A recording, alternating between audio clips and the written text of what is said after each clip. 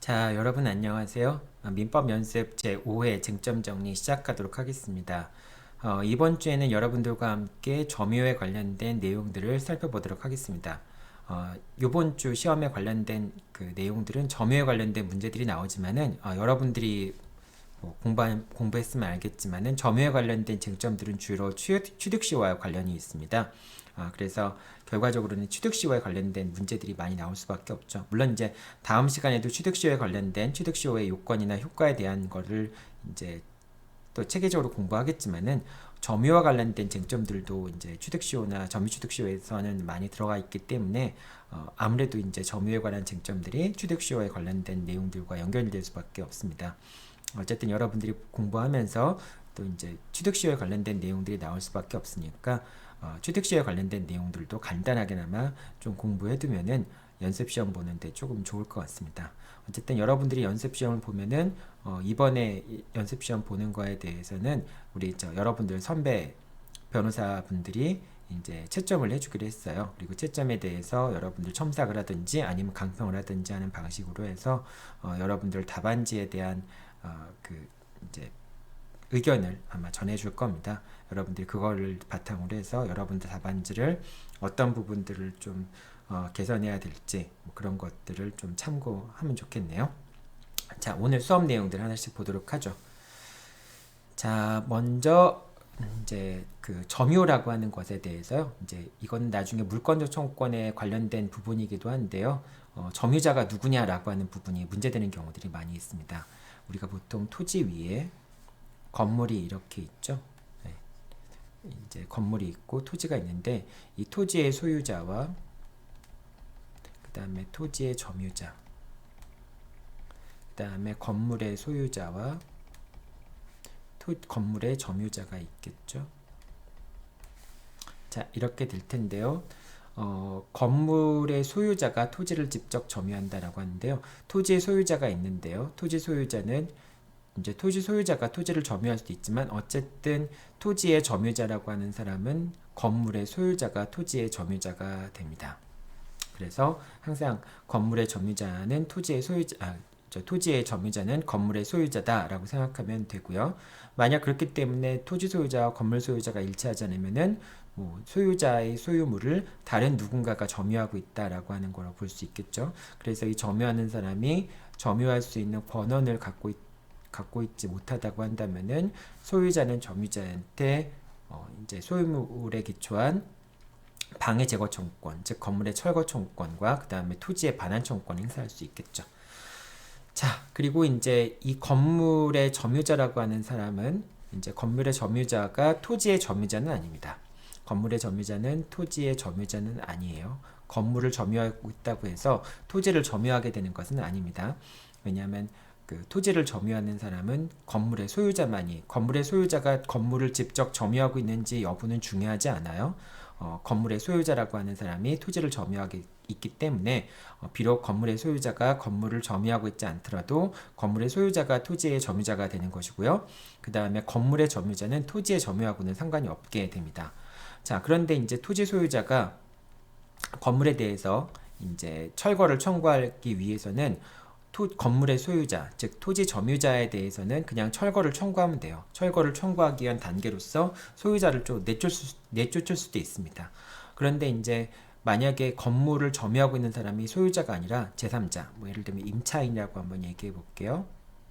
임차인이 건물을 점유하고 있다면은 임차인이 나가야지만 건물을 철거할 수 있겠죠. 그래서 이런 경우에는 소유자에 대해서는 건물의 철거 청구를 하면서 점유자에 대해서는 퇴거 청구를 하게 됩니다. 퇴거 청구를 하게 됩니다. 즉 이제 건물을 철거하기 위해서는 임차인이 없어야지만 건물을 철거할 수 있으니까 소유자는 임차인을 상대로 해서, 즉 점유자를 상대로 해서 건물에서 퇴거하라라고 하는 퇴거 청구를 하게 됩니다. 자, 그 다음에 건물이 공유인 경우에는 이제 공유자들은 토지의 공동 점유자가 된다라고 하는 것이고요. 나중에 이제 만약에 건물의 공유자들이 토지를 공동 점유하고 있는데 그 토지에 대해서 점유의 권한이 없는 경우에는 부당이득 반환 청구를 해야 되죠. 부당이득 반환 청구를 해야 되는데 이 부당이득 반환 청구는 이 불법 점유자들이 연대해서 책임을 져야 됩니다. 연대해서 책임을 져야 되고요. 다만 이제 그 철거 청구하고 토지의 반환 청구 같은 경우에는 지분의 범위 내에서 건물의 철거 청구와 토지의 반환 청구를 할 수는 있어요. 하지만은 부당이득 반환 같은 경우에는 연대 책임을 진다라고 생각하면 됩니다. 그 다음에 건물을 철거 청구하거나 토지의 반환 청구를 하고 그걸 위해서 건물의 철거 청구를 하는 경우에는 건물의 점유자가 있는 경우에 그 건물의 점유자에게 퇴거를 청구할 수 있다라고 하는 겁니다.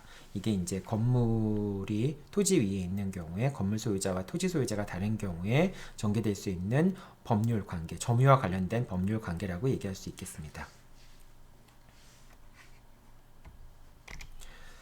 자, 그 다음에 점유 보조자에 대한 내용인데요. 점유 보조자라는 사람은 이제 물건을 사실상 지배하는 사람인데 물건을 사실상 지배하긴 하지만은 점유 보조 관계에 의해서 타인의 지시를 받아서 지배하게 되는 겁니다. 이 점유 보조 관계를 통해서 점유를 하기 때문에 사실상 지배를 하고 있음에도 불구하고 점유 보조자에게는 점유가 인정되지 않습니다.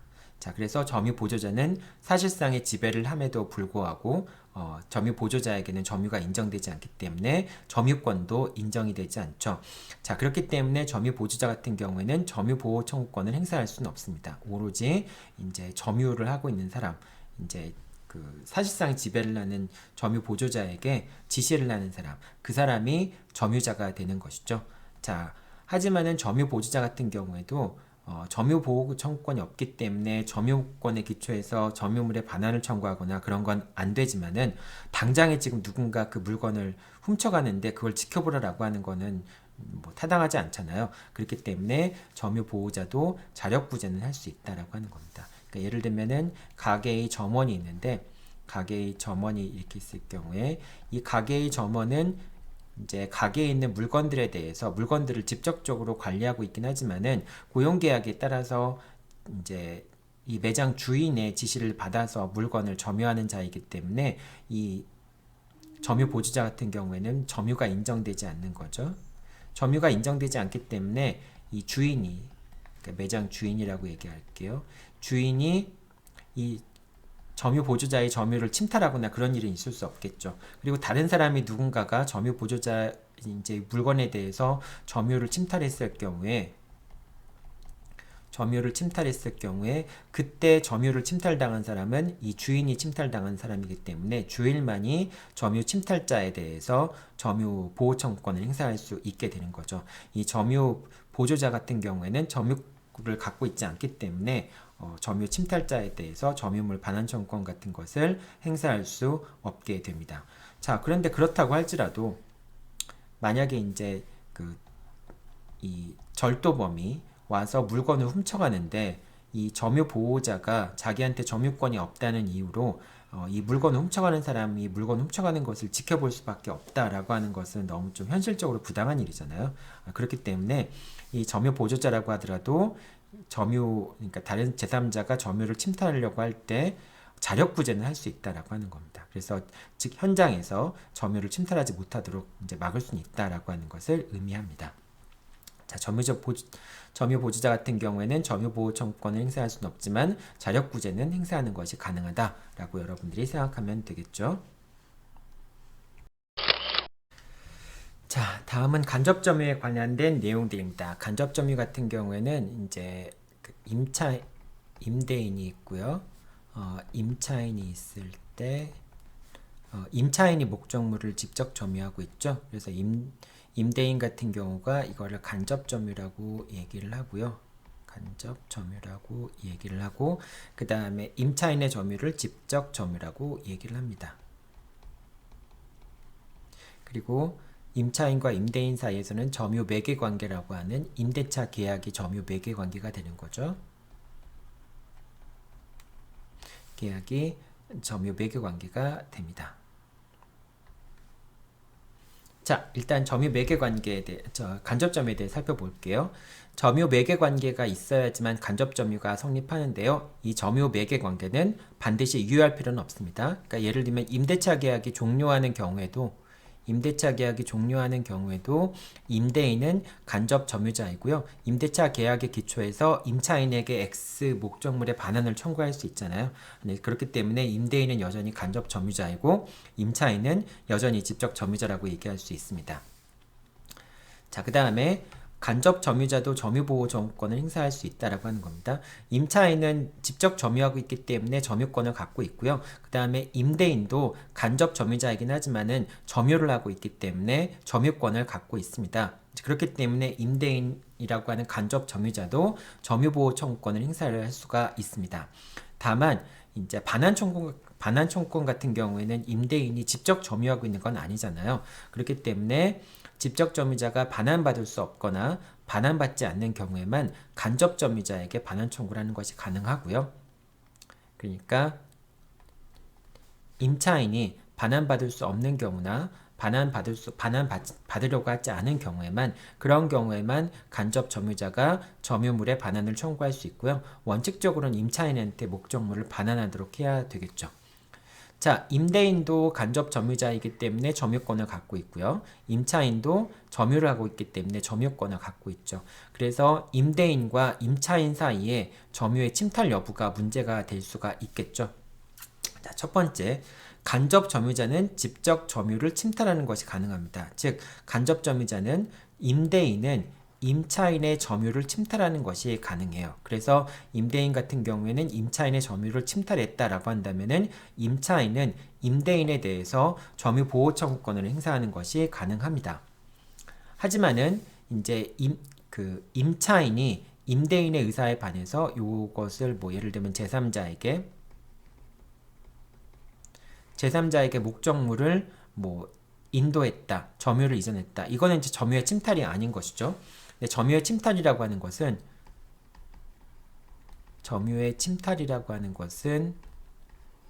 점유자의 의사에 반해서 점유를 가져가는 것, 그걸 점유의 침탈이라고 얘기를 합니다. 그러니까 점유자의 의사에 반해서 점유를 가져가는 것, 그걸 이제 점유 침탈이라고 얘기한다면은 지금 임차인이 제3자한테 넘겼는데 임대인의 의사에 반해서 점유가 제3자한테 넘어간 경우가 있을 수 있겠죠. 그렇게 보면 어떻게 보면 임대인에 대한 관계에서는 제3자한테 넘어간 것이 점유 침탈이라고 볼 여지도 있죠. 하지만은 직접 점유자가 간접 점유자의 의사에 반해서 제3자한테 인도하는 것은 점유의 침탈이라고 하지 않습니다. 즉, 임차인은 임대인의 간접 점유를 침탈하지 않는다라고 얘기를 합니다. 하지만 임대인은 임차인의 직접 점유를 침탈할 수 있다라고 하는 겁니다. 마지막 거, 이제 직접 점유자가 제3자한테 간접 점유자의 의사에 반해서 제3자한테 이제 물건을 인도한다 할지라도 그것이 간접 점유자의 점유를 침탈하는 것은 아니다라고 하는 겁니다.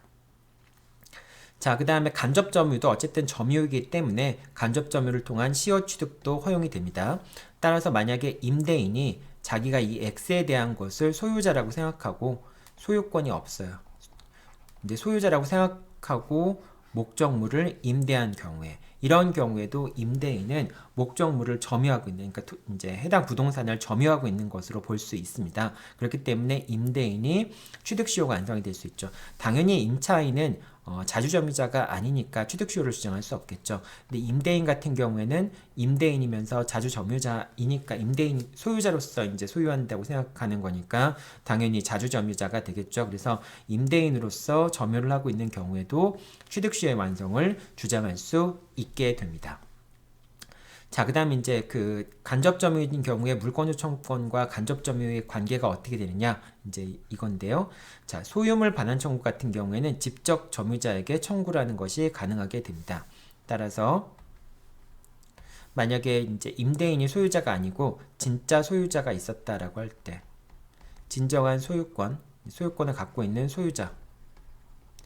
소유자가 있었다고 할 때, 이 소유자가 이 X라는 물건에 대해서 반환을 청구해야 되잖아요. 그러니까 자기가 소유자이고 만약에 그 임대인에게, 즉 물건을 임대한 임대인, 자기가 소유자라고 착각하고 있는 임대인에게 반환 청구를 하려면은 이제 어떻게 해야 되냐라고 하는 게 문제가 될 수 있는데요. 자, 먼저 간접 점유자에게 소유물 반환 청구하는 것은 불가능하다. 만약에 소유자가 소유권의 기초에서 반환 청구를 하는 경우에, 반환 청구를 하는 경우에는 반드시 직접 점유자인 임차인을 상대로 해서만 이제 반환 청구권을 행사할 수 있습니다. 여기서는 이제 요거를 사례를 약간 좀 바꿔 볼게요.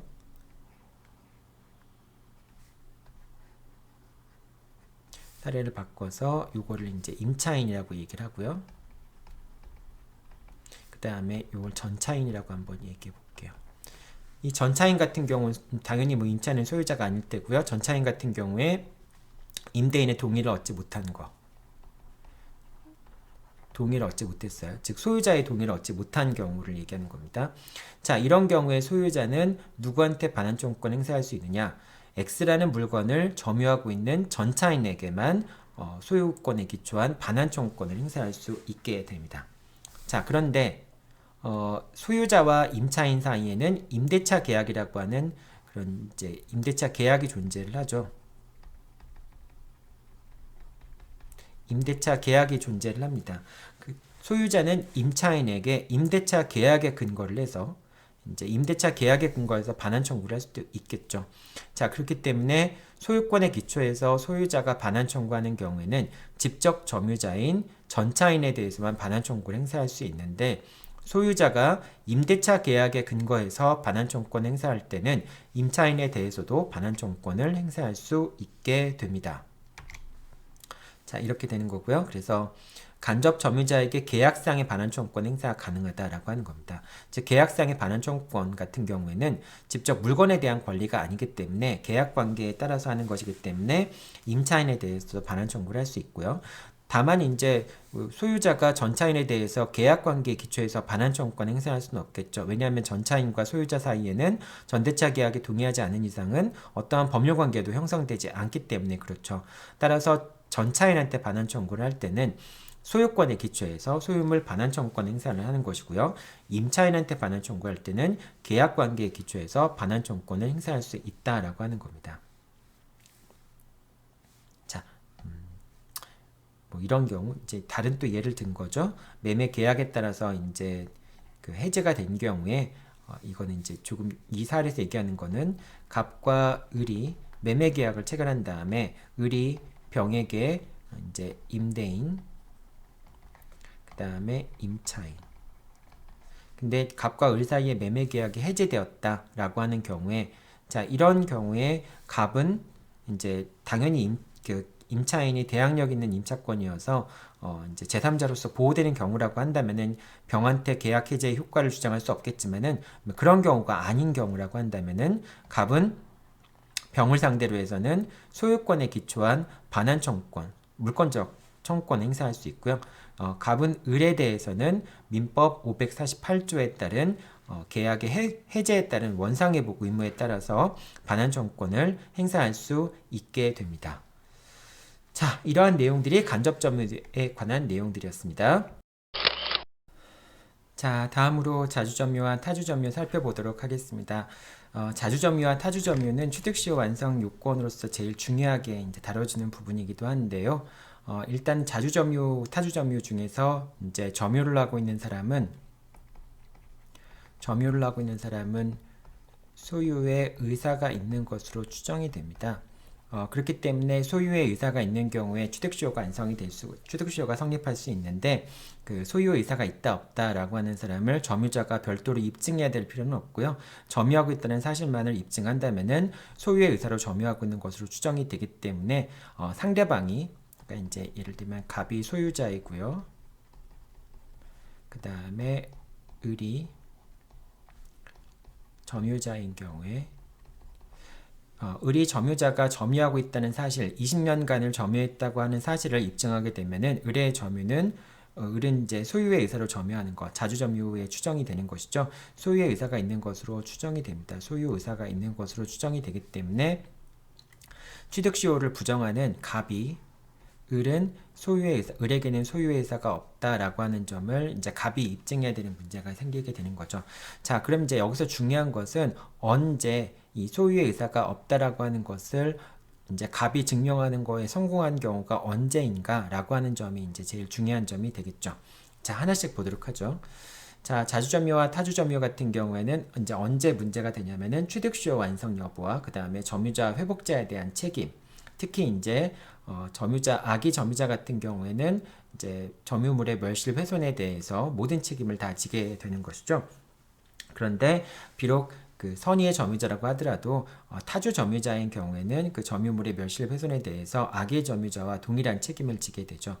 그리고 소유의 의사로 물건을 선점했을 경우에 소유권을 취득하게 되는 선점의 경우에도 자주점유와 타주점유 여부가 문제가 됩니다. 자, 그 다음에 소유의 의사는 추정이 된다라고 하는 점 여러분들 기억해 둬야 되겠죠. 자, 그렇기 때문에 소유의 의사를 부정하는, 예를 들면 취득시효 같은 경우에 소유자가 취득시효의 완성을 부정하는 경우에는 소유자 스스로 점유자의 점유가 타주 점유이다라고 하는 것을 입증을 해야 됩니다. 자, 일단은 추정이 번복되는 거에 관련해서 원칙적인 부분을 말씀을 드릴게요. 자, 첫 번째, 소유의 의사가 없는 권한에 기초하여 점유를 개시한 경우, 또는 소유자라면 통상 취하지 않을 태도를 취하거나 취할 태도를 취하지 않은 경우, 이 경우에 추정이 번복이 되게 됩니다. 그러니까 자주점유의 추정이 깨지는 것이죠. 그래서 이제 이 두 가지를 입증하면 되는데요. 그러니까 그러니까 점유를 하게 된 권한이 어떤 것인지에 따라서 그것이 이제 소유의 의사가 없다라고 하는 점이 입증이 되는 것이고요. 또 한 가지는 권한이 아니더라도 소유의 의사가 없다라고 하는 점은 소유자라면 통상 취해야 할 행동을 하지 않거나, 또는 소유자라면 통상 취하지 않을 행동을 하거나, 이런 경우라고 한다면은 소유의 의사에 대한 추정이 번복이 됩니다. 그런데 여기서 여러분들이 이제 몇 가지 기억해 둬야 될 것은, 점유 취득의 권한을 입증하지 못한다고 해서, 그러니까 점유 취득, 내가 왜 점유를 취득하게 되었는가, 점유를 취득하게 되는 권한을 입증하지 못한다고 해서 추정이 깨어지는 것은 아니라고 하는 겁니다. 자, 그럼 어떤 경우가 이런 소유의 의사가 없는 권한에 기초해서 점유를 개시했다고 볼 수 있거나, 또는 소유자라면 통상 취할 행동 또는 취하지 않을 행동을 하거나 하지 않은 경우에 이제 추정이 번복되는데, 그런 경우가 어떤 경우인지 하나씩 살펴보면 되겠습니다. 첫 번째는 악의의 무단점유입니다. 악의의 무단점유 같은 경우에는 이제 판례가 변경이 되어서 악의의 무단점유의 경우에는 자주점유의 추정이 깨진다라고 얘기를 하는 거죠.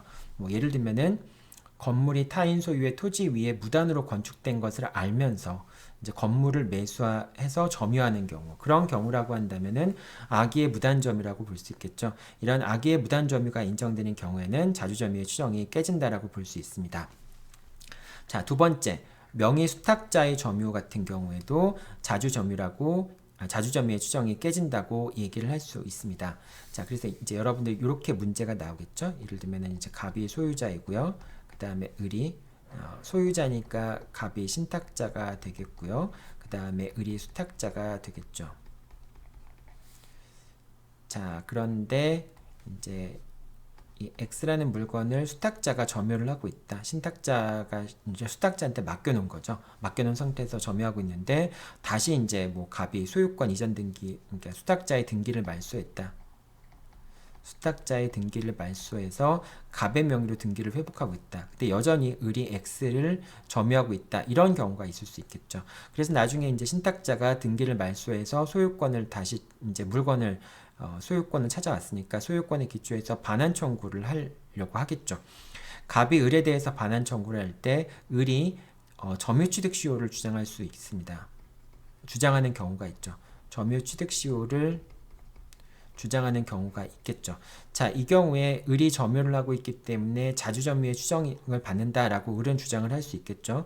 거기에 대해서 갑이 을이 점유를 하게 된 것이 명의 수탁자의 지위에서 X를 점유하게 됐다라고 하는 사실을 입증했을 경우에는, 즉 을이 점유하게 된 권한이라고 하는 것은 갑과 을 사이의 명의수탁 계약에 기초해서 을이 점유하게 된 것이다 라고 하는 것을 입증한 경우에는 을은 소유의 의사를 갖고 점유했다고 볼 수 없겠죠. 왜냐하면 명의수탁자라고 하는 사람은 자기가 소유할 의사를 가지고 물건을 점유하고 있다라고 볼 수 없기 때문에 명의수탁자의 점유는 자주점유라고 볼 수 없겠죠. 그래서 갑은 을이 명의수탁자로서 목적물을 점유했다라고 하는 사실을 입증하게 되면은 을의 자주점유 추정이 깨진 것으로 볼 수 있게 됩니다.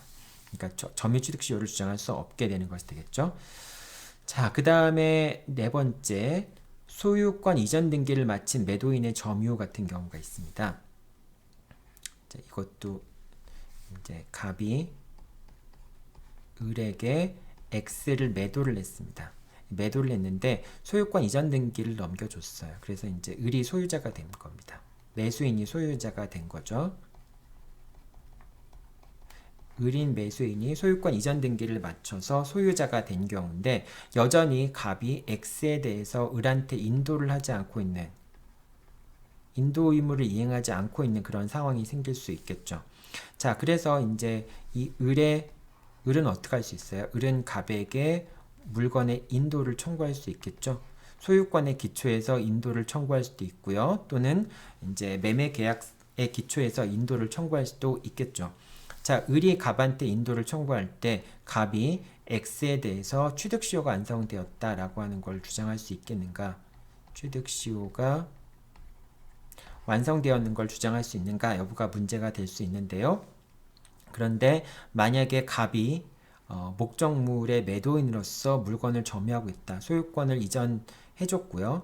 그리고 자기는 이제 매도인의 지위에서 목적물을 을에게 인도해줄 의무를 부담한다라고 하는 사실이 입증이 됐다면은 갑의 점유가 자주점유다라고 하는 추정이 깨어졌다라고 볼 수 있다는 점입니다. 그래서 소유권 이전 등기를 마친 매도인의 점유는 자주점유의 추정이 깨어진다. 그래서 갑의 점유는 타주점유이기 때문에 갑은 취득시효의 완성을 주장할 수 없다. 이렇게 보면 되겠죠. 자, 그 다음에 이제 5번 같은 경우에 매매 계약이 무효임을 알고 점유를 개시한 매수인의 점유. 자, 매매 계약이 갑과 을이 매매 계약을 체결했는데요. 그런데 이제 매수인이 목적물을 이제 점유를 해서 인도받아서 목적물을 인도받았고요.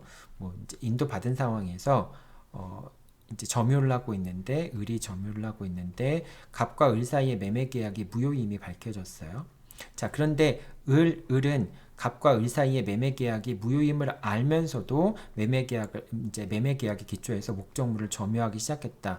자, 이랬을 경우에는 어차피 을은 목적물을 점유하고 있다고 하지만은 자기가 소유자가 될 수 없다라고 하는 것을 안 상태에서 점유를 하고 있는 거니까 을의 점유는 자주점유라고 볼 수 없겠죠. 그래서 을이 매매 계약이 무효임을 알면서 목적물을 점유하게 된 경우에는 그때 을의 점유는 자주점유의 추정이 깨어지고 타주점유로 인정이 된다라고 얘기할 수가 있습니다. 근데 여러분들이 꼭 기억해 둬야 될 것은 을이 갑과 을 사이의 매매 계약이 무효임을 알면서 점유를 개시한 경우에는 당연히 을의 점유가 타주 점유로 되지만은 그런데 갑과 을 사이의 매매 계약이 체결되었다가 사후적으로 이 매매 계약이 무효임을 을이 알게 된 경우에는 이런 경우에는 자주 점유의 추정이 깨지지 않는다라고 하는 겁니다. 그러니까 처음부터 을이 매매 계약이 무효임을 알면서 점유를 개시한 경우에는 을의 점유는 타주 점유이지만은 그것이 아니라 그냥 나중에 사후적으로 무효임을 을이 알게 된 경우라고 한다면은 을의 점유는 자주점유라고 얘기할 수가 있습니다. 자주점유의 추정이 깨지지 않는다라고 얘기할 수 있습니다. 여기서 이제 설명된 거죠. 사후적으로 무효임을 알게 된 경우에는 추정이 깨어지지 않는다라고 하는 겁니다. 자, 그리고요. 타주점유가 자주점유로 전환되는 경우도 있습니다. 그러니까 원칙적으로 자주점유의 추정을 받지만은 그 자주점유 추정이 깨지는 경우도 있을 수 있겠지만 타주점유라고 하는 것도 타주점유도 자주점유로 이제 바뀌는 경우가 있는데요. 어떤 경우가 그러하냐면은 이제 이런 경우. 새로운 권한의 기초에서 그러니까 자주점유라고 인정될 수 있는 새로운 권한의 기초에서 소유의 의사로 점유를 개시한 경우에는 자주점유로 전환된다라고 볼 수 있습니다. 그 다음에 점유를 이전해준 자에게 대해서 소유의 의사가 있다는 점을 표시한 경우 소유의 의사가 있다는 점을 표시한 경우에는 자주점유로 전환이 된다라고 얘기할 수 있습니다. 근데 이거를 좀 약간 엄격하게 인정할 필요가 있겠죠. 단순히 뭐 임차인이 임대인에 대해서 나 이제부터 이거 내 소유야 라고 얘기만 하면은 그때부터 자주점유로 바뀐다 이렇게 얘기하기는 좀 어렵겠죠. 자, 그래서 이제 그 점유를 이전해준 자에게 소유의 의사가 있다는 점을 표시한 경우에는 타주점유가 자주점유로 전환되는데요. 실제로 이게 인정된 판례는 거의 찾아볼 수가 없어요. 오히려 이런 판례는 있습니다. 타주 점유자가 소유권 보존 등기를 했다고 해서 소유권 보존 등기를 했다라고 하는 것은 어떻게 보면은 자기가 소유자라고 하는 것을 주장한다라고 볼 수도 있잖아요. 그런데 타주 점유자가 소유권 보존 등기를 하였다고 해서 그것이 소유자에 대한 관계에서 그러니까 이제 전 점유자에 대한 관계에서 소유의 의사를 표시한 것으로 인정되진 않는다라고 하는 겁니다. 그러니까 단순히 보존 등기를 한 것만 가지고는 소유의 의사를 이제 점유를 이전해 준 자에게 소유의 의사를 표시한 것으로 볼 수 없다라고 하는 것입니다. 자, 이거는 이제 여러분들 누가 주장하겠습니까? 타주 점유가 자주 점유로 전환됐다라고 하는 것은 자, 이것은 이제 갑이 을한테 대해서 이제 얘가 소유자이고요. 갑이 소유자이고 을이 점유자일 때 이런 경우가 있을 수 있겠죠. 소유자가 점유자에게 반환 청구를 하니까 점유자가 소유자에게 취득시효 완성에 항변을 하게 되고요. 이제 그때 이제 갑이 을에게 자주점유의 추정이 깨진다라고 하는 거 그런 걸 다시 이제 제재항변을 할 수 있죠.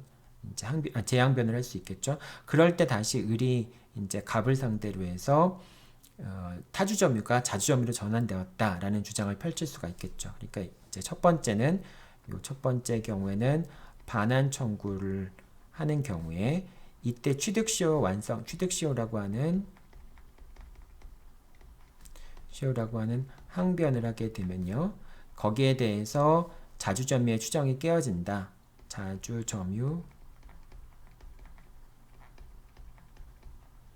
추정이 깨어진다라고 하는 재항변을 할 수 있고요. 거기에 대해서 다시 그러니까 자주점유의 추정이 깨어진다라고 하는 이제 재항변이 만약에 인용됐다 할지라도 이것이 자주점유로 전환되었다는 또 재재항변을 할 수 있겠죠. 이런 식으로 이제 당사자 사이에서 공방이 오갈 수가 있습니다. 그럴 때 이제 이렇게 당사자들의 주장이 엇갈릴 수가 있겠죠. 자, 이렇게 이제 타주점유가 자주점유로 바뀌는 경우에 대해서 살펴보았고요. 자, 마지막 경우에는 진정한 소유자가 말소 등기를 청구하여 승소한 경우. 자, 여러분들 요것도 이제 점유자 회복자의 관계에 관련된 내용인데요. 이제 갑이 소유자이고요. 그 다음에 을이 점유자입니다. 점유자인데 을이 이제 물건을 점유할 수 있는 X라는 물건을 점유할 수 있는 본권이 없어요. 권한이 없습니다. 그렇기 때문에 이제 갑이 을한테 대해서 이제 그 소유권의 기초에서 할 수 있는 게 뭐 있을까요? 소유권의 기초에서 물권전 청구권을 행사할 수 있으니까 반환 청구권을 행사하는 경우도 생각해 볼 수 있고요. 또는 을이 X라는 물건을 직접 점유하고 있기 때문에 그 부단으로 점유하고 있기 때문에 사용 수익에 해당하는 부당이득 반환 청구를 할 수 있겠죠. 부당이득 반환 청구를 할 수 있습니다. 자, 이 경우에 을이 이제 비록 선의의 점유자라고 하더라도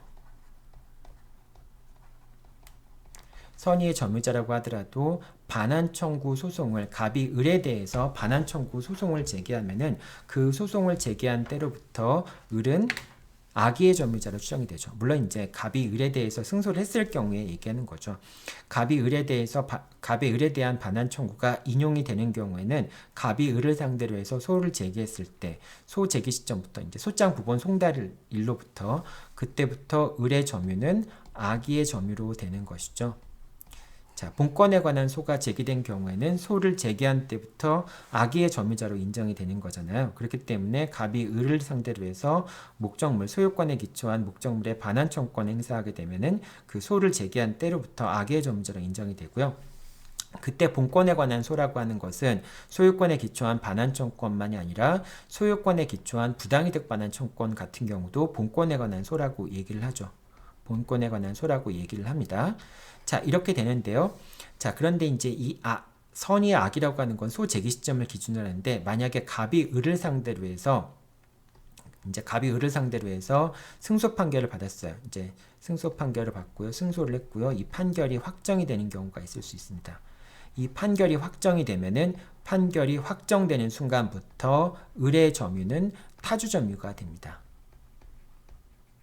이제 목적물을 반환해야 되는 관계가 확정이 된 거니까 을이 패소하는 시점부터 을의 점유는 타주 점유가 된다라고 하는 겁니다. 그러니까 여러분들 이 두 가지 기준 시점을 좀 달리 잘 기억해야 되겠죠.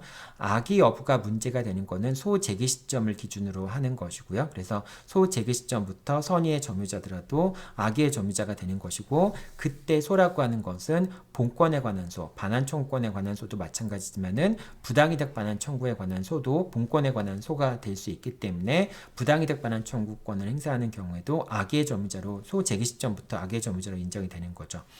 자, 그런데 이거는 이제 선이냐 악이냐의 문제인 것이고, 이제 타주 점유이냐 자주 점유이냐의 문제는 패소 판결이 확정된 시점부터 타주 점유로 전환이 된다라고 하는 겁니다. 즉 을이 선의의 점유자이고 당연히 점유자이면은 자주 점유로 추정이 될 거 아니에요. 자주 점유로 추정이 된다고 할지라도 갑이 을에 대한 반환 청구 소송에서 을이 패소하게 되면은 그 시점부터 을은 타주 점유로 전환된다라고 생각할 수 있습니다. 그래서 점유자가 패소한 시점부터 이제 말소 등기를 청구하거나 또는 반환 청구권 행사하거나, 진정한 소유자가 말소 등기 청구권 행사하거나 반환 청구권 행사하는 경우에는 그 시점부터, 패소한 시점부터 타주 점유로 전환하게 된다라고 하는 거 여러분들 꼭 기억해 둬야 되겠죠. 자, 근데 이제 말소 등기 청구 소송을 제기했죠. 여기서 이제 반환 청구권만을 얘기했는데, 말소 등기도 본권에 관한 말소 등기 청구도 본권에 관한 소가 되겠죠. 자, 소를 제기한 시점부터는 악의 점유자가 된다라고 하는 겁니다. 자, 여러분들 요 자주점유와 타주점유는 이제 취득시효와 관련해서 아주 중요한 요건으로 검토가 되거든요. 그러니까 여러분들이 언제 자주점유로 전환이 되는가, 자주점유의 추정이 깨지는가, 또는 타주점유가 언제 자주점유로 전환되는가라고 하는 부분들을 꼭 잘 알고 있어야 되겠죠. 자, 다음 내용 보도록 하죠. 자, 선의의 점유와 악의 점유에 관련된 내용입니다. 선의 악의 점유가 문제가 되는 거는 등기부 취득시효 같은 경우가 그렇죠. 이제 점유 취득시효 같은 경우에는 선의 악의가 문제가 안 되는데, 등기부 취득시효 같은 경우에는 선의 악의 점유가 문제가 되죠. 선의 취득 같은 경우도 문제가 되고요. 그 다음에 점유자의 과실수취권, 이제 선의 점유자 같은 경우에는 과실수취권이 이제 그 과실수취권이 있죠. 이제 그런 점에서 악의 점유자는 과실수취권이 없지만은 그렇게 되고요. 그 다음에 점유자의 회복자에 대한 책임에서 선의 점유자 같은 경우에는 현존 이익만 배상을 해주면 되는데, 악의 점유자 같은 경우에는 모든 손해를 배상해줘야 되는 문제가 생기죠. 자, 점유자의 선의는 추정이 됩니다. 자, 그렇기 때문에 선의가 아니라는 점을 이제 상대방이 입증을 해야 되겠죠. 자, 선의가 악의로 전환되는 경우는 어떤 경우이냐? 이제 말소 등기 청구 소송, 아까 이제 소유권에 기초한 반환 청구 소송도 마찬가지겠죠. 본권에 관한 소에서 소유자가 승소한 경우에는 소 제기 시점부터 악의 점유자로 간주가 됩니다. 그 다음에 이때 이제 본권에 관한 소라고 하는 것은 부당이득 반환 청구권도, 부당이득 반환 청구 소송도 본권에 관한 소라고 얘기할 수가 있습니다. 그래서 이제 보통은 이렇게 되죠. 이제 갑이 을에 대해서 부당이득 반환 청구를 하면은, 그런 부당이득 반환 청구를 할 시점부터 법원에 이제 갑의 청구를 인용하는 경우에는 부당이득 반환 청구를 한 시점부터 을을 악의 점유자라고 보고, 그 시점부터 이제 과실 같은 것도 반환하도록 한다라고 하는 그런 겁니다. 자, 여기까지 됐고요. 아까 이제 요거 관련해서는 타주점유와 자주점유가 되는 경우는 언제부터라고 그랬어요? 이제 본권에 관한 소에서 패소한 시점부터, 그때부터 점유자가 타주점유자가 된다라고 얘기를 했었죠. 자, 그 다음에 하자에 있는 점유라고 하는 것은 이제 폭력, 은비에 의한 점유, 그러니까 평온 공연성이 없는 점유. 평온이라고 하는 것은 폭력을 사용하는 것의 반대말이고요. 공연이라고 하는 것은 은비, 이제 몰래 하는 점유를 이제 그 은비점유라고 하는데, 그런 이제 폭력에 의한 점유, 그 다음에 은비에 의한 점유 같은 경우에는 하자에 있는 점유라고 얘기를 하고요. 이제 폭력과 은비에 의하지 않은 점유, 이것을 평온 공연한 점유라고 얘기를 합니다. 점유의 평온 공연성도 당연히 추정이 됩니다. 다만 이제 그 평온 공연성이 추정이 되는데, 추정이 깨지는 경우가 어떤 경우에 깨지느냐 여부를 이제 어떤 경우에 이제 추정이 깨어지느냐, 평온 공연성이 깨어지느냐가 문제가 될 수 있는데요. 첫 번째는 점유가 불법이라고 주장하는 자로부터 이의 제기를 받은 사실이 있다는 것, 또는 점유물의 소유권을 둘러싸고 당사자 사이에 법률상의 분쟁이 있었다는 사실, 요것만에 의해서는 평온 공연성이 깨지지 않는다는 겁니다. 이거는 지금 점유할 수 있는 권리가 있냐 없냐 다툰다라고 해서 이 평온이라고 하는 것은 폭력을 사용해서 폭행을 통해서 이제 폭력을 사용해서 점유를 취득한 것을 얘기하고요. 공연이라고 하는 것은 몰래 점유를 취득한다라고 하는 걸 의미하는 거예요. 그런데 당사자가 법률적인 이의를 제기한다든지 자신의 권리를 주장한다는 것 자체가 그게 폭력을 사용하는 것이나 몰래 점유를 하는 게 아니지, 그러니까 몰래 점유를 하는 거라고 볼 수는 없잖아요. 그러니까 소유자가 점유자한테 자신의 권리를 주장한다고 해서 그래서 점유자의 점유가 이제 폭력을 사용한 점유라고 볼 수는 없는 거죠. 그 다음 또 몰래 점유한 거라고 볼 수 있는 건 아니죠. 그렇기 때문에 소유자가 점유자에 대해서 이제 분쟁을 야기하면서 소를 제기하거나 권리를 주장한다고 보면은 마치 그 점유자의 점유가 무슨 뭐 하자 있는 점유처럼 이렇게 생각이 될 수 있는데, 하자 있는 점유라고 하는 것은 폭력을 사용해서 점유를 한 경우 또는 몰래 점유를 한 경우만을 의미하는 것이기 때문에 소유자가 점유자를 상대로 해서 분쟁을 제기한 것만 가지고는 하자 있는 점유가 되지 않는다. 즉 이제 평온 공연한 점유에 대한 추정이 깨진다라고 얘기할 수 없다는 것입니다. 자, 이게 하자에 관련된 이제 하자에 있는 점유에 관한 설명이었고요. 자, 그다음 점유의 승계 부분 살펴보도록 하죠. 자, 점유자는 자신의 점유만을 주장할 수도 있고요. 전 점유자의 점유를 함께 주장할 수도 있습니다. 그래서 전 점유자가 이제 갑이 점유를 하고 있다가 을한테 인도를 했다. 근데 이제 전 점유자가 3년을 점유하고 있었고 그 다음에 을이 뭐 예를 들면 18년을 점유하고 있었다 라고 한다면은 을은 자신이 점유한 것까지 포함해서 21년의 점유를 주장할 수 있습니다. 21년의 점유를 주장할 수 있게 됩니다. 자, 그러니까 이 경우에는 만약에 이제 점유 취득시효라고 한다면은 을이 점유하고 있는 17년째가 되면은 갑과 을을 합쳐서 20년이라는 시간이 경과된 거잖아요. 그렇기 때문에 17년쯤 되는 해에 을은 취득시효의 완성을 주장할 수 있겠죠. 을은 취득시효의 완성을 주장할 수 있게 됩니다. 자, 그런데 점유의 승계가 있다고 해서 점유로 인한 법률 효과까지 승계하는 것은 아니다. 점유로 인한 법률 효과까지 승계하는 것은 아니다. 이 말은 이제 너무나 자주 나오는 말이죠. 어떤 경우에 이 말이 사용되느냐라고 한다면은 갑이 점유를 하고 있다가 이제 을에게 점유를 이전해 줬어요. 자, 그런데 갑이 점유한 기간은 23년 동안 점유를 하고 있었습니다. 을이 점유한 시간은 3년이었어요. 자, 그럼 토탈에서 26년을 점유한 거잖아요. 자, 그랬을 때 을이 자신의 취득시효를 주장할 수 있겠느냐? 을이 취득시효를 주장할 수 있겠느냐? 을이 취득시효를 주장할 수 있겠느냐가 문제가 되는 겁니다. 자, 여기서 갑이 이제 23년을 점유하고 있었으니까 20년째 취득시효가 완성이 됐겠죠. 그래서 이제 갑은 소유자에 대해서 취득시효 완성을 원인으로 하는 소유권 이전 등기 청구권을 갖게 됩니다.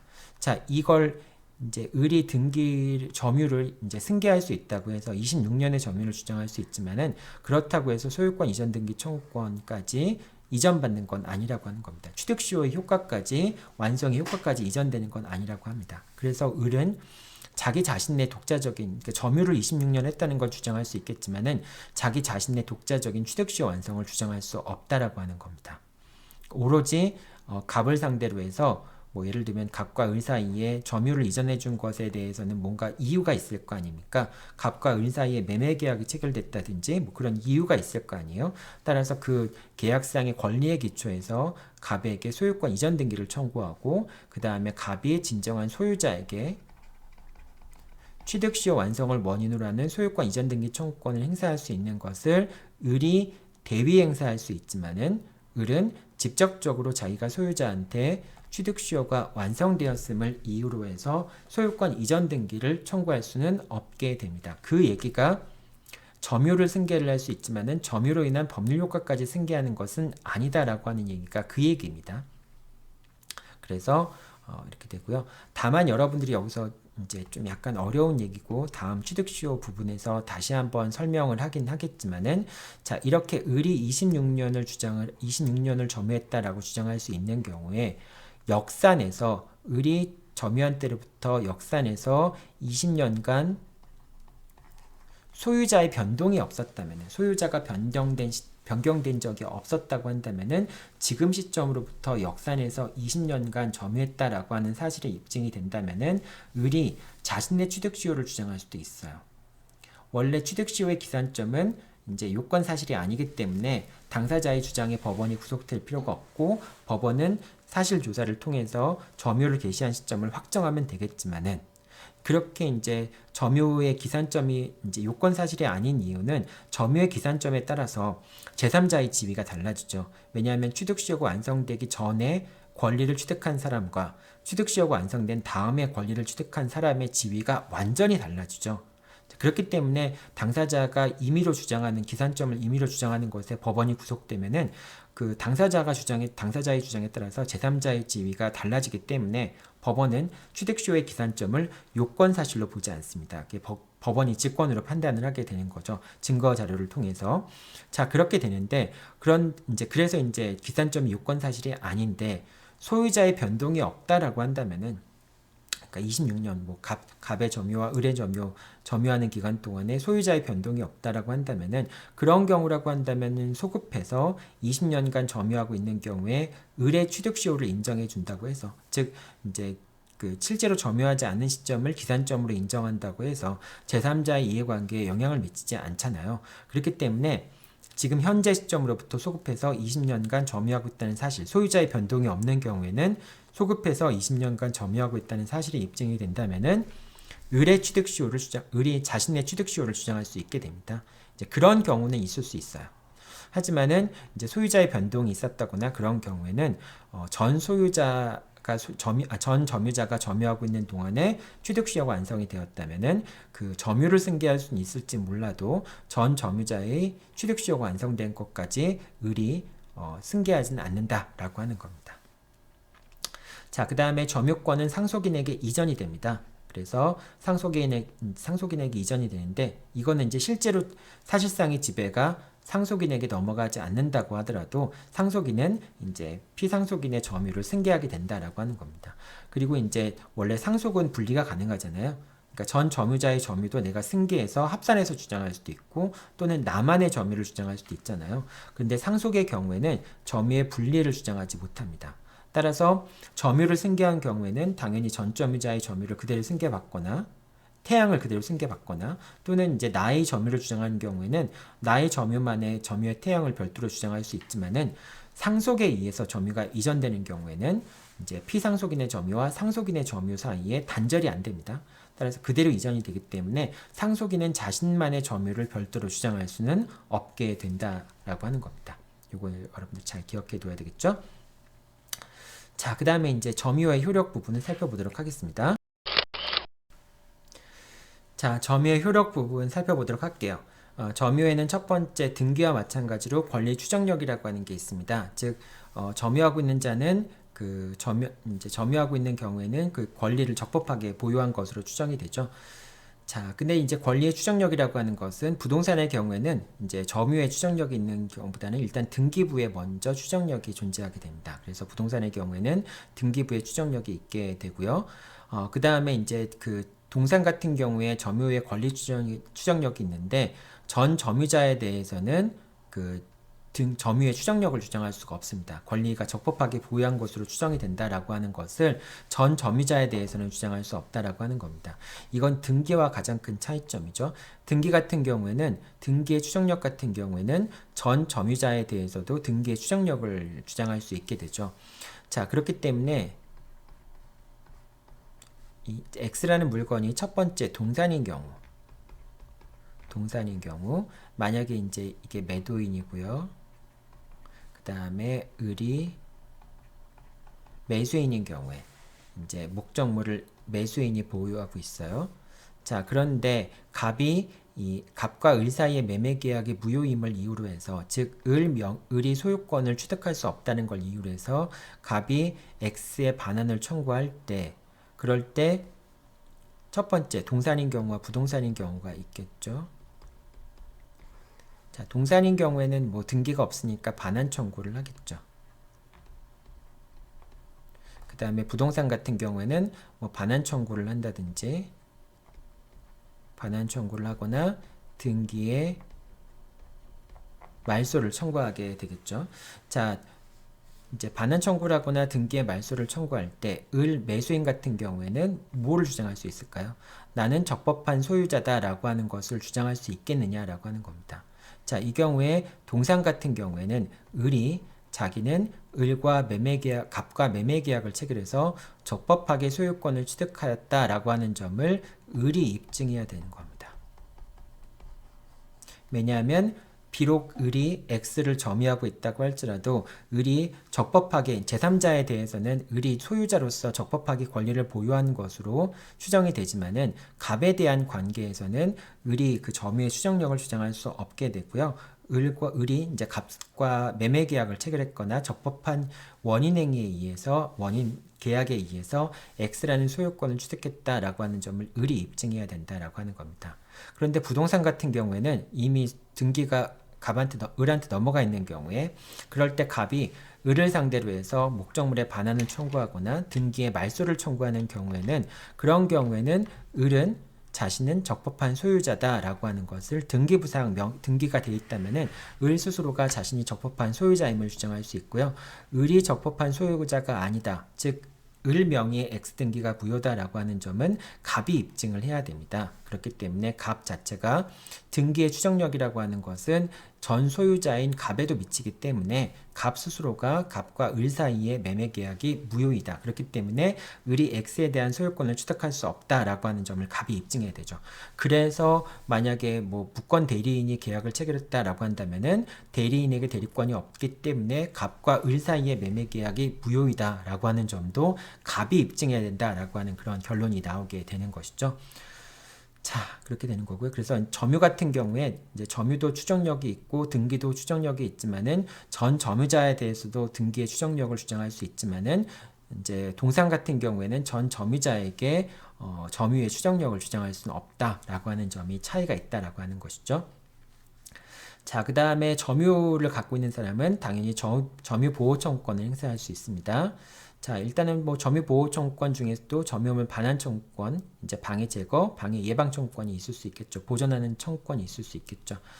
자, 점유물 반환 청구권 같은 경우에는 점유를 침탈당한 경우에 점유 침탈자에 대해서 점유물의 반환을 청구하게 됩니다. 점유 침탈이라고 하는 것은 본인의 의사에 반해서 점유를 상실하게 되는 것을 점유 침탈이라고 얘기를 합니다. 자, 그렇기 때문에 상대방의 기망행위에 의해서 인도한 경우에는 점유자의 의사에 반해서 점유를 잃어버린 것이 아니기 때문에 의사에 따라서 인도한 것이기 때문에 점유의 침탈이 아니라고 얘기를 합니다.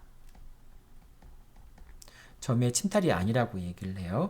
그래서 기망이 속아서 점유를 이전해 준 경우에는 비로소 뭐 속긴 했지만은 그렇다고 하더라도 의사에 반해서 목적물을 인도해 준 것이 아니기 때문에 점유를 침탈한 것으로 볼 수는 없고요. 이 경우에는 이제 속아서 넘겼다라고 한다면은 본권에 따라서 예를 들면 소유권이라면 소유권 또는 뭐 전세권이라면 전세권 그런 본권에 기해서 반환 청구를 할 수 있을 뿐이고 점유권에 기초한 반환 청구권을 행사할 수 없게 됩니다. 그래서 여러분들 이제 이 본권에 관해서 반환 청구를 할 수 있는 경우 질권 같은 경우에 질권은 질권 자체에 근거해서 반환 청구권을 행사할 수 있어요, 없어요? 질권 같은 경우에는 질권 자체에 물권 청구권에 관한 규정이 없죠. 따라서 질권을 근거로 해서 반환 청구권을 행사할 수 없게 됩니다. 그래서 질권자가 누군가한테 속아서 목적물을 제3자한테 넘겼을 때 그럴 때는 점유권에 기초한 반환 청구권도 행사할 수 없고 질권에 기초한 반환 청구권도 행사할 수 없죠. 왜냐하면 점유권이라고 하는 것을 점유를 인도해 줬을 때 비록 속아서 인도해 줬다 할지라도 그건 점유의 침탈이 아니니까 점유물 반환 청구권 행사할 수 없고 그리고 질권에 대해서는 민법에서 질권에 기초한 반환 청구권을 규정하고 있지 않으니까 질권 자체를 근거로 해서 반환 청구권 행사할 수도 없고 따라서 질권자가 질권자가 제3자로부터 기망을 당해서 제3자한테 인도를 한 경우에는 그런 경우에는 질권자는 더 이상 그 물건을 찾아올 수 있는 권리가 없게 됩니다. 물론 뭐 계약 관계가 있다면 계약 관계 기초에서 찾아올 수는 있을 수 있겠죠. 자, 어쨌든 그런 게 아니라고 한다면은 질권자는 점유를 상실하기 때문에 질권도 상실하게 되겠죠. 자, 그래서 질권의 경우에는 이제 물권 추천권을 인정할 필요가 있다라고 하는 논의가 있다는 설명을 앞에서 간단하게 했었죠. 자, 그 다음에 그 점유보호 청구권 같은 경우에는 직접 점유자가 타인에게 양도한 경우, 이제 직접 점유자가 타인에게 양도한 경우에는 즉 간접 점유자의 의사에 반해서 타인에게 양도한 경우에는 간접 점유자에 대한 침탈이 아니다라고 얘기하는 겁니다. 그리고 뭐 반대의 경우는 이제 성립할 수 있죠. 이제 간접 점유자가 직접 점유자의 점유를 침탈한 경우에는 그런 경우에는 당연히 직접 점유자가 간접 점유자를 상대로 해서 점유 보호 청구권을 행사할 수 있게 되겠죠. 자, 그 다음에 점유 보조자 같은 경우에는 점유 보호 청구권을 행사할 수 없죠. 점유 보조자는 비록 물건을 사실상 지배하는 거지만은 이제 지시관계에 의해서 이제 점유를 하는 것이기 때문에 점유가 인정되지 않고 그래서 점유 보조자는 점유권을 갖지 않기 때문에 점유 보호 청구권도 행사할 수 없고요. 다만 이제 그 점유 보조자라고 하더라도 물건을 직접적으로 보관하고 있는 거니까 그 물건을 누군가 제3자가 침탈하려고 할 때는 즉 이제 점유자의 점유를 침탈하려고 할 때는 점유 보조자는 점유자가 아니지만은 점유자의 점유를 침탈하려고 하는 경우에는 자력구제를 하는 것은 가능하다라고 하는 겁니다. 자, 이게 점유의 첫 번째 효력, 권리 추정적 효력이었습니다. 자, 그 다음에 이제 점유자의 과실수취권, 선의 점유자의 과실수취권입니다. 자, 선의 점유자의 과실수취권, 선이라고 하는 것은 과실을 취득할 수 있는 권한이 있다고 오신한 거, 권한을 갖고 있다라고 잘못 생각한 거, 그러니까 선의를 얘기하는 거죠. 선이라고 하는 것은 과실을 수취할 수 있는 권한이 있다라고 하는 것을 믿은 것을 얘기하는 것이고요. 그때 과실취득권이라고 하는 것은 소유권이나 지상권이나 임차권 같은 그런 권리가 되겠죠. 자, 그 다음에 단순히 오신했다고 해서 선의 점유자로서 이제 과실수취권이 인정이 되는 것은 아니고요. 그 오신할 만한 근거가 있어야지만 이제 선의 점유자로서 과실을 수취할 수 있게 됩니다. 자, 그 다음 과실수취권과 민법 587조 얘기는 이제 간단하게만 여러분들 기억해 두면 될 것 같아요. 계약이 취소된 다음에 이제 X를 인도했고요. 그 다음에 을은 갑에게 이제 갑이 매도인이고요. 그 다음에 을이 매수인인 경우. 자, 그럴 때 얘는 이제 매매 대금을 지급한 거잖아요. 자, 매매 대금을 지급한 겁니다. 자, 이 경우에 만약에 이제 계약이 무효가 되거나 취소가 되면은 여러분이 여기서 제일 먼저 떠올려야 될 게 뭐예요? 계약 관계가 무효가 되거나 취소가 될 경우에는 원상회복 관계도 서로 동시행 관계에 있다라고 하는 것이죠. 그렇기 때문에 이제 원상회복해야 되는 당사자의 의무는 동시행 관계에 있다. 동시행 관계에 있다는 것이고요. 자, 그리고 이제 이 계약이 무효가 됐거나 취소가 됐다라고 할 때 을은 X에 대해서 점유자이긴 한데요.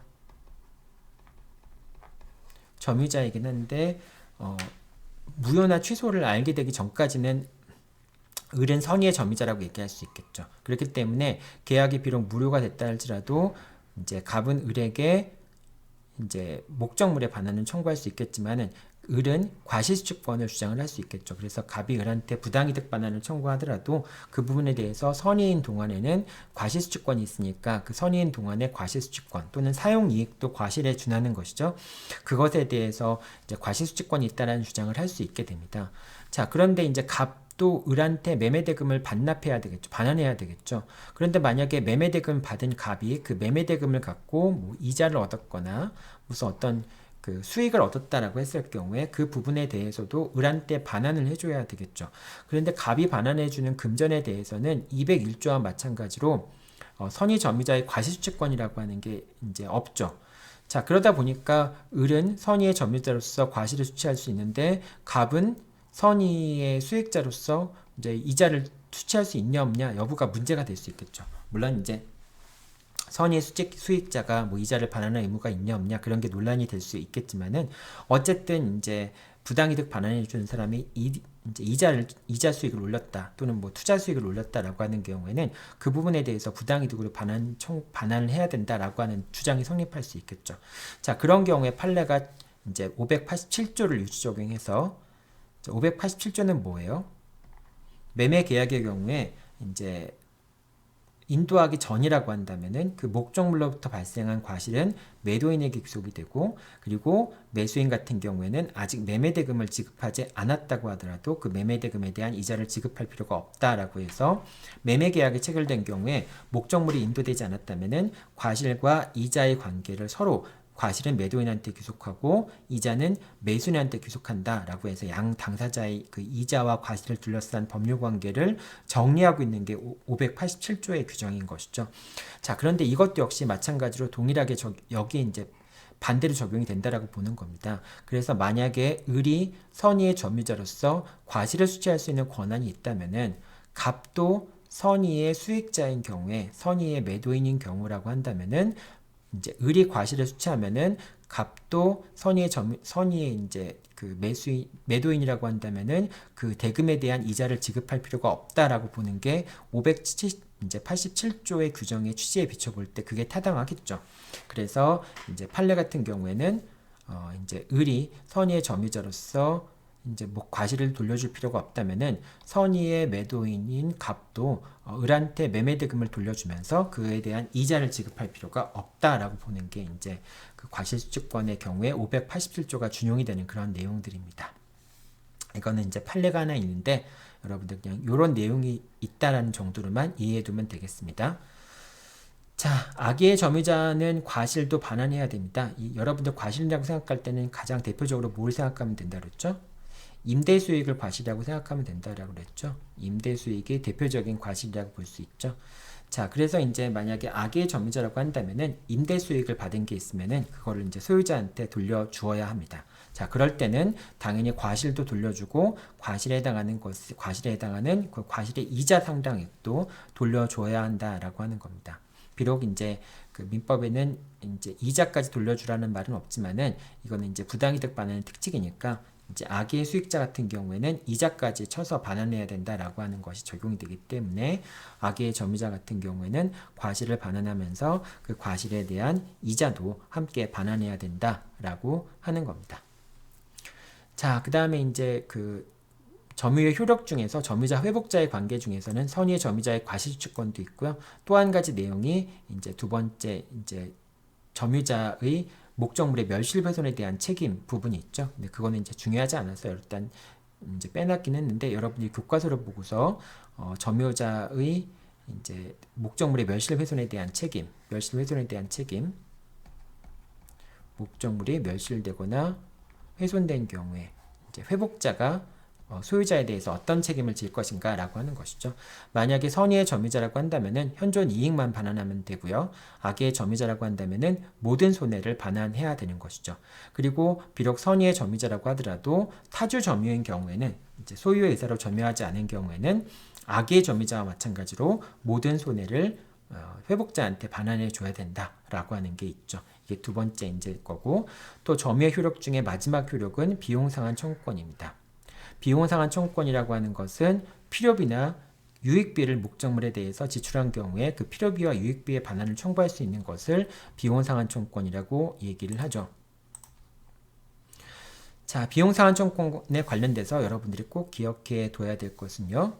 자, 비용상환 청구권의 행사 시점이 언제부턴가? 그러니까 이제 사실 이건 변제기랑 마찬가지예요. 이 변제기가 중요한 것은 이 비용상환 청구권 같은 경우에는 이제 그 비용상환 청구권 자체가 물건으로부터 발생한 채권이라고 볼 수 있잖아요. 그렇기 때문에 이 비용상환 청구권은 물건으로부터 발생한 채권이기 때문에 유치권의 피담보 채권이 될 수 있습니다. 유치권의 피담보 채권이 될 수 있는데 피담보 채권이 이제 유치권을 행사하기 위해서는 반드시 변제기에 도래해야 되는 거죠. 변제기에 도래해야 되는데 언제가 변제기인가 라고 하는 점이 문제가 되는 거예요. 따라서 그러니까 점유물의 반환을 청구받거나 회복자에게 점유물을 반환할 때 그럴 때 이제 비용상환청권을 행사할 수 있게 된다라고 하는 겁니다. 그러니까 점유자와 회복자 간의 관계에는 어떤 특별한 법률 관계가 있는 것이 아니기 때문에 회복자가 점유자한테 반환 청구를 하거나 또는 점유자가 회복자한테 목적물을 반환했을 때, 그럴 때 이제 비로소 비용상환청권을 행사할 수 있게 됩니다. 자, 근데 이제 임차인의 상환청구권하고 여러분들이 비교를 해봐야 돼요. 임대차 계약의 기초에서 임차인이 비용을 지출한 경우에 필요비 같은 경우에는 어떻게 돼요? 필요비를 지출했을 때 바로 필요비 상환청구권이 발생을 합니다. 그러니까 필요비 같은 경우에는 당연히 이제 임대차 기간 중이더라도 임대인이 지출해야 되는 비용이기 때문에 임차인이 필요비를 지출했다면은 임차인은 바로 임대인에게 비용상환청권을 행사할 수 있어요. 그런데 유익비 상환청권의 경우에는 이거는 이제 임대차 기간 중에 유익비를 투입했다 할지라도 바로 이제 임차인이 임대인한테 유익비 상환청권을 행사할 수 있는 건 아니고요. 임대차가 종료했을 때 비로소 유익비 상환청권을 행사할 수 있습니다. 그러니까 이제 유익비 상환청권을 행사하기 위해서는 또 유익비 상환청권을 담보하기 위해서 유치권을 행사하는 경우에는 임대차 계약이 반드시 종료가 돼야 돼요. 임대차 계약이 살아있는 동안에는 유익비 상환청권을 행사할 수가 없으니까요. 자, 그렇게 되고요. 또 한 가지 중요한 것은 비용 지출이 계약 관계에 따른 것이라면, 즉 당사자 사이에 계약 관계가 존재해서 그 계약 관계에 따라서 비용 상환청권 문제가 처리돼야 되는 경우라면은 203조가 적용이 되지 않아요. 그래서 임대차 계약 기초에서 비용을 지출하거나 도급 계약의 기초에서 비용을 지출한 경우에는 임대차 계약상의 비용 상환청권에 의해서 또는 도급 계약상의 보수청권에 의해서 보수를 청구하는 것 외에 그 이익이 제3자한테 돌아갔다고 해서 제3자한테 비용 상환청권 행사할 수 없다라고 하는 겁니다. 이런 경우를 얘기하는 거죠. 갑이 을이 이제 임대인이고요. 임차인입니다. 이 X라는 물건에 대해서 임차인이 비용을 지출했어요. 비용을 투입했습니다. 유익비를 투입했어요. 그런데 나중에 알고 보니까 임대인이 소유자가 아니었어요. 임대인이 소유자가 아니었습니다. 소유자가 아니었고 진정한 소유자가 있었어요. 진정한 소유자가 병이었습니다. 소유자가 병이었습니다. 자, 이 경우에 소유자가 임차인한테 X 부동산에 반환을 청구하겠죠. X 부동산에 반환을 청구할 텐데, 이제 병이 을한테 반환을 청구할 텐데, 을은 X에 대해서 유익비를 지출했으니까 회복자에 대한 병에 대해서 유익비 반환 청구권을 행사할 수 있겠는가 라고 하는 점에 문제가 될 수 있습니다. 자, 그런데 갑과 을 사이에 임대차 계약이 체결되어 있는 경우라면은 을은 오로지 임대차 계약 관계에 기초해서 유익비 상환 청구권을 갑한테 행사할 수 있을 뿐이고요. 이런 경우에 을은 병에 대해서 직접적으로 유익비 상환 청구권을 행사할 수는 없게 됩니다. 즉 계약 관계가 있는 경우에는 그 계약 관계에 따라서만 비용 상환 청구권을 행사할 수 있고요. 점유자와 회복자 사이의 관계에서 비용 상환 청구권을 행사할 수 없다라고 하는 겁니다.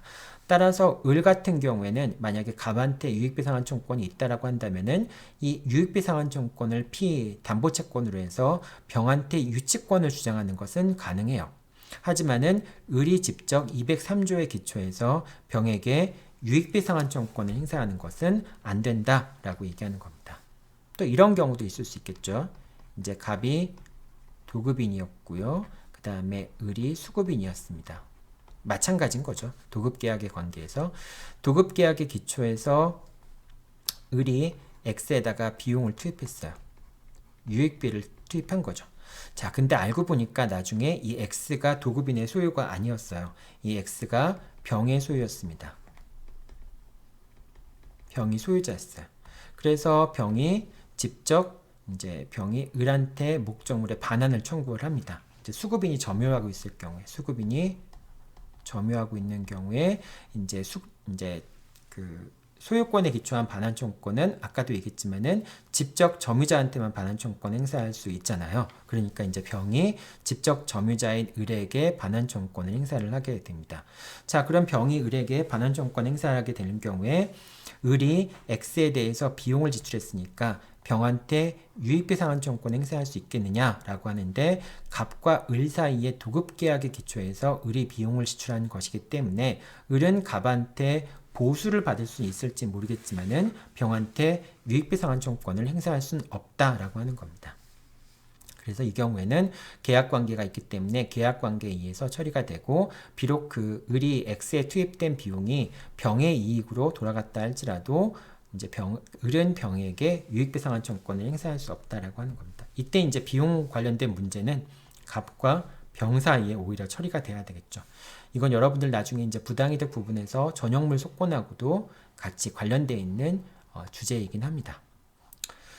자, 여기까지 해서 이제 점유에 관련된 여러 가지 쟁점들을 살펴보았습니다. 이제 여러분들이 이 쟁점들에 대해서 이제 문제가 나올 텐데요. 근데 아무래도 이제 그 점유에 관련된 내용들, 특히 점유의 태양과 관련된 부분들은 취득시효와 밀접한 관계가 되어 있습니다. 그래서 이제 아마 문제들도 취득시효에 관련된 문제들이 주로 나올 수밖에 없어요. 그러니까 여러분들이 이항 공부할 때에는 취득시효에 관련된 거, 다음 주에 공부할 내용이지만은 좀 미리 좀 취득시효에 관련된 내용들도 살펴보고 문제를 풀면은 좋겠습니다.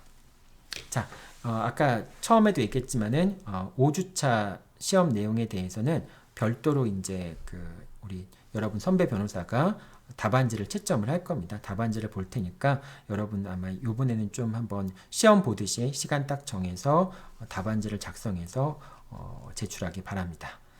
네, 여러분들 수고 많았고요. 네, 다음 주 화요일 날 보도록 하죠.